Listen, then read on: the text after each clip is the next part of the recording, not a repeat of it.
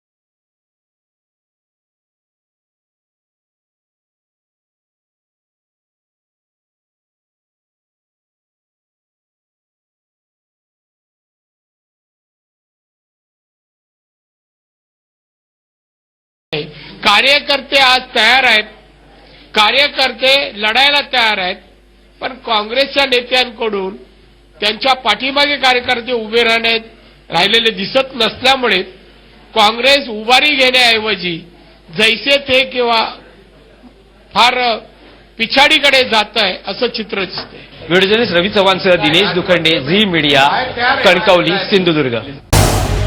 Zee 24 तास रहा एक पाऊल पुढे।